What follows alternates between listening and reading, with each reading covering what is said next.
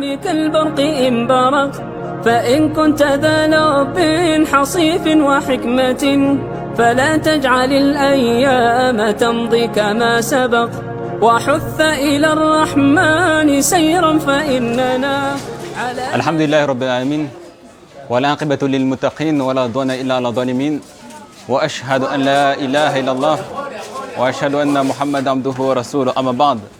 Assalamu alaikum wa rahmatullahi wa barakatuh, mes frères et sœurs. Donc aujourd'hui, alhamdulillah, je me retrouve ici à Zanzibar, précisément Tanzanie. Et je voulais profiter pour faire un rappel qui est important pour nous. Comment avoir l'amour, obtenir l'amour de l'au-delà. Vous savez, beaucoup d'entre nous, en vérité, on est attachés à ce dunya. Et la cause du délaissement de din, c'est parce qu'on est accroché à ce dunya. On n'arrive pas à se défaire. Et c'est pour ça qu'on n'a pas l'amour de l'au-delà. Plus on a l'amour de l'au-delà, et plus c'est facile pour nous de pratiquer le din. Et plus on a l'amour de ce dunya, et plus on est attaché et on a peur de la mort.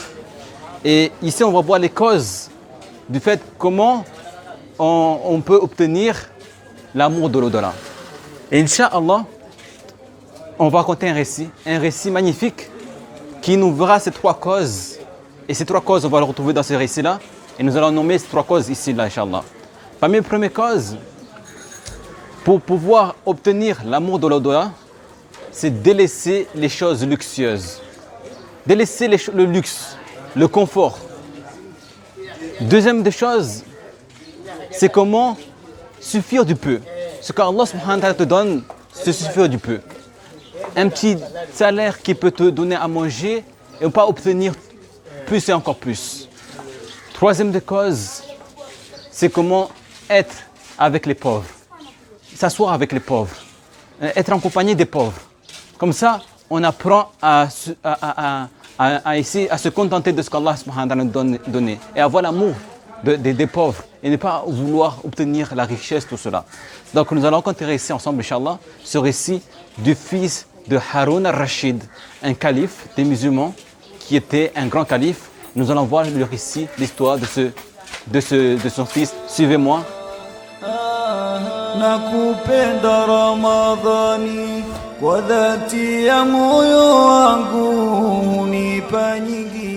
Le fils de Haroun al-Rachid était un jeune homme pieux qui avait décidé de se consacrer à l'au-delà, d'abandonner, délaisser les passions de ce bas monde et avoir l'amour de l'au-delà.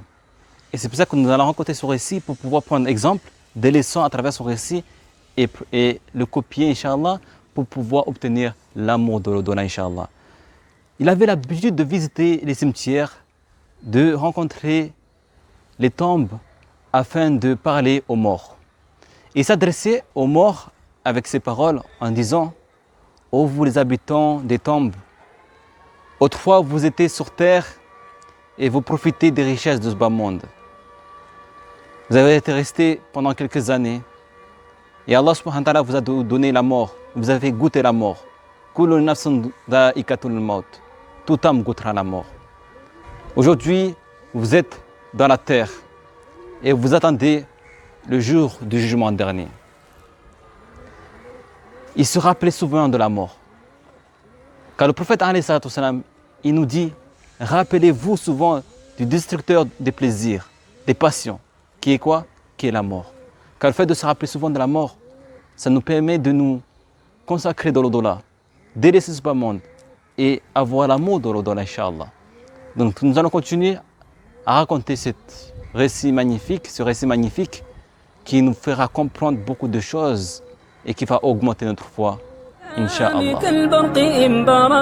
فإن كنت ذا لب حصيف وحكمة فلا تجعل الأيام تمضي كما سبق وحث إلى الرحمن سيرا فإننا على هذه الدنيا كحبر على ورق وحث إلى الرحمن سيرا فإننا على هذه الدنيا كحبر. Le fils de Haroun al-Rachid, un jour, il était invité dans une assemblée que son père avait organisée dans son palais. Et il y avait des rois qui étaient invités dans cette assemblée. Et lui, il est venu vêtu d'un simple camis qui était un peu dégradé parce que lui n'était pas attaché au luxe de ce bas monde. Et il est rentré dans cette pièce, dans cette grande pièce, il y avait les rois. Et lorsque les rois ont vu le fils de Haroun al-Rachid, le calife des musulmans, vêtu comme ça, ils ont commencé à critiquer en disant « Il ose venir comme ça, avec un simple camis dégradé, un peu sale, venir dans cette assemblée, alors que c'est le fils du calife des musulmans, de Haroun al-Rachid. » Et ils ont commencé à le critiquer. Lui, il entend ses propos, il entend qu'on le critique, il entend que les gens critiquent. Il n'est pas touché par ce dunya. Tu vois. Alors, à ce moment, à un moment donné, il y avait un oiseau qui était par la fenêtre. Et pour montrer les prodiges d'Allah subhanahu wa ta'ala, le miracle d'Allah subhanahu wa ta'ala, il appela cet oiseau en disant « Ô créature d'Allah, viens et pose-toi sur ma main. » Et là, lorsqu'il a tenu sa main comme ça, il a tendu sa main, l'oiseau est venu s'asseoir, est venu se poser sur la main du fils de Haroun al-Rachid. Et les gens, les rois, ils étaient étonnés. Le père, dès qu'il a entendu les propos des rois en disant que, regarde, dévêtu comme ça, il ose venir dévêtu, est-ce qu'il n'a pas peur, il n'a pas honte? Alors le père, il a appelé son fils en venant, viens mon fils. Il dit, tu me fais honte, tu es le fils du calife des musulmans et tu t'habilles comme ça? Et le fils lui répond, au père, c'est bien toi qui me fais honte, car tu es attaché encore à ce dunya. Tu as honte de ton fils qui est détaché de ce dunya, qui est à l'amour de l'au-delà. Alors, il est temps que je me sépare de toi et de ce palais. Alors, il décida de partir du palais, de quitter le palais de son père et partir et vivre dans une vie simple en adorant son Seigneur, Rabbil Alamin. Alors, il choisit de prendre une simple bague et un Coran. Il est parti voir sa mère et il lui a dit, maman, il est temps que je vous quitte et je pars vivre loin d'ici, dans un endroit où je peux adorer Allah subhanahu wa ta'ala sans avoir le luxe, sans être attaché à ce luxe, sans avoir de critiques et des avis des gens qui me disent regarde comment il s'habille, regarde comment il se comporte, regarde comment il est, pour vivre ma religion tout simplement. Donc il a pris le Coran al-Karim et il est parti, il a quitté le palais de son père et vous allez voir comment cet enfant est mort et comment il a vécu le reste de sa vie en se suffisant du peu et tout simplement en se détachant de ce dunya. Allah subhanahu wa ta'ala l'a agréé et Allah subhanahu wa ta'ala a fait de lui un jeune pieux.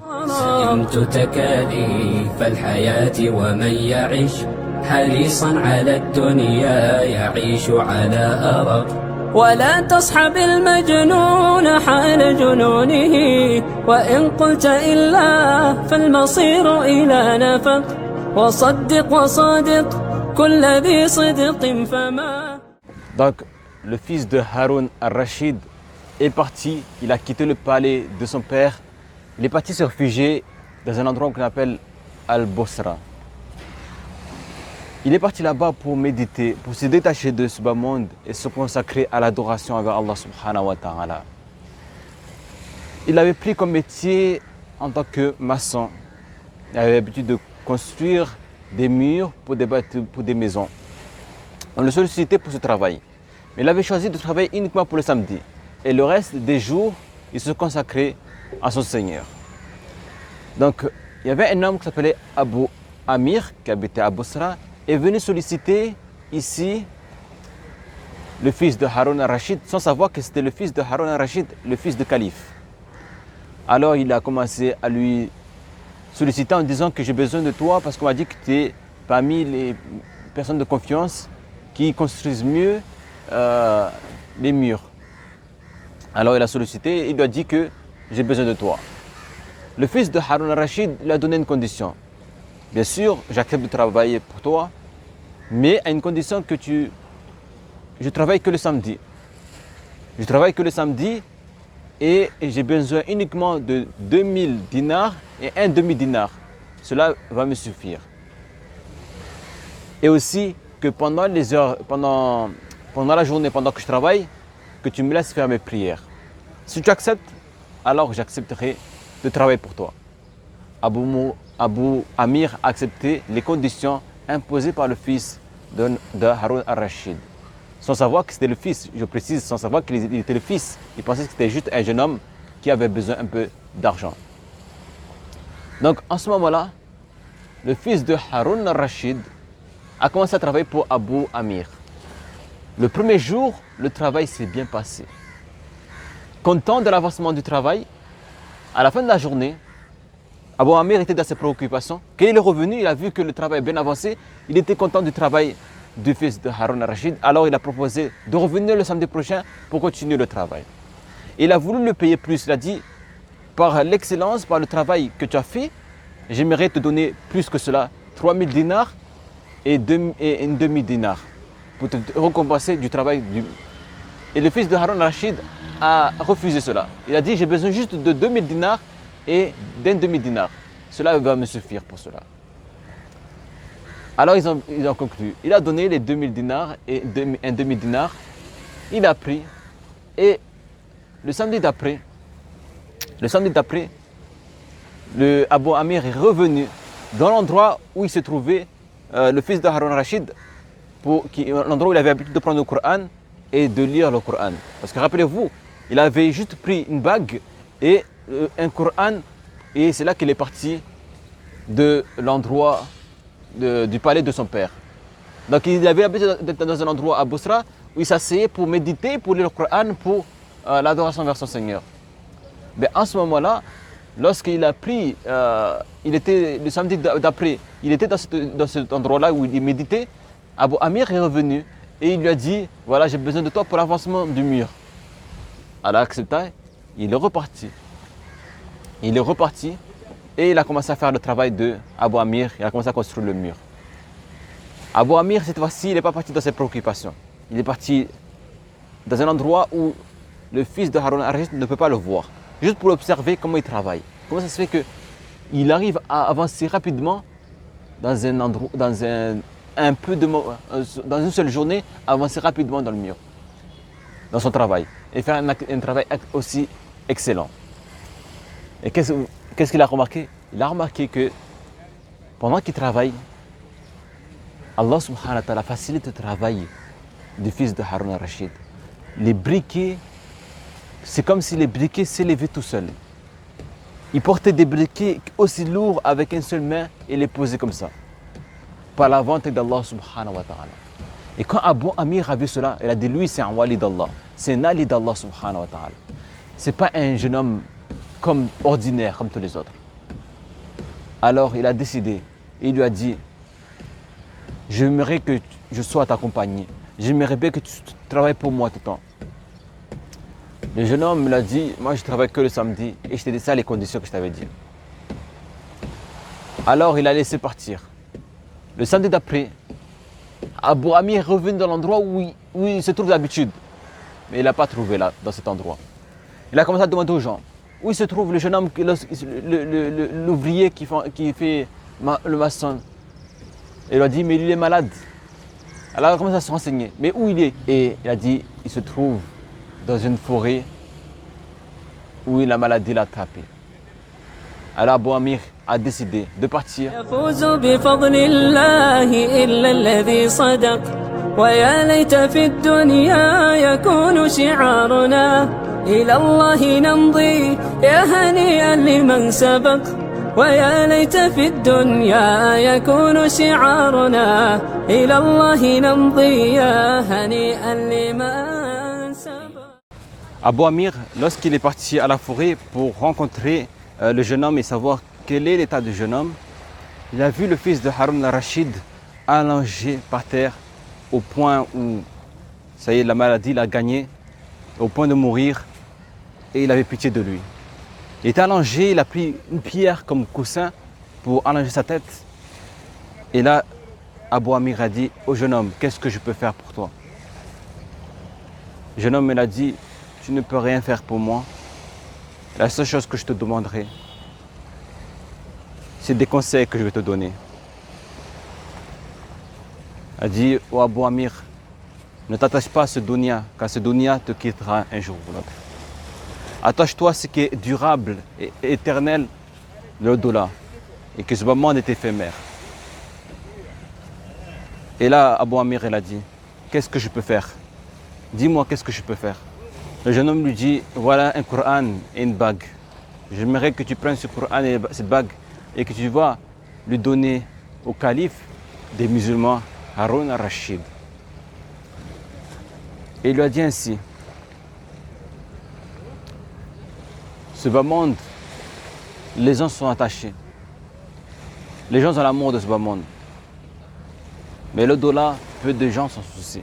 Alors Abu Amir a voulu retirer la pierre où il était allongé, le jeune homme, le fils de Haroun al-Rachid, pour allonger sa tête sur ses cuisses.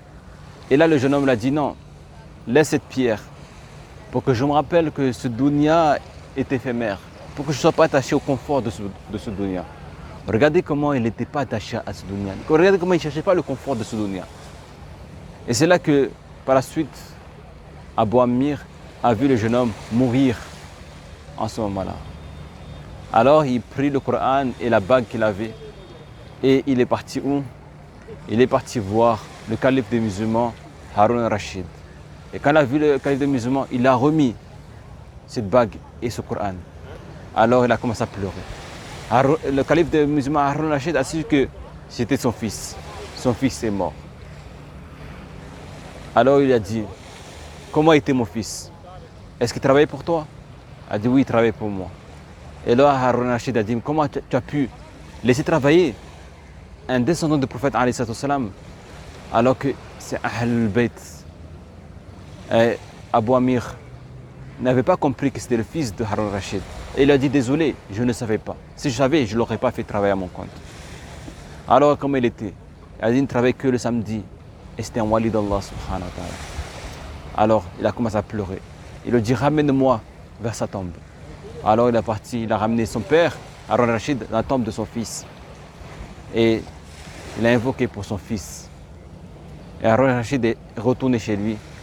Abu Amir, lorsque il est entré chez lui, il a dormi. La nuit, il a fait un rêve. Et il a vu qui? Le fils de Haroun al-Rachid. Et il a dit, il a vu une lumière qui était dans ce rêve, une lumière aussi grandiose. Et le fils de Haroun al-Rachid lui dit dans ce rêve, oh Abu Amir, bonne nouvelle, car j'ai reçu la bonne nouvelle de mon Seigneur, la promesse de mon Seigneur, qu'est Al-Jannat, le paradis.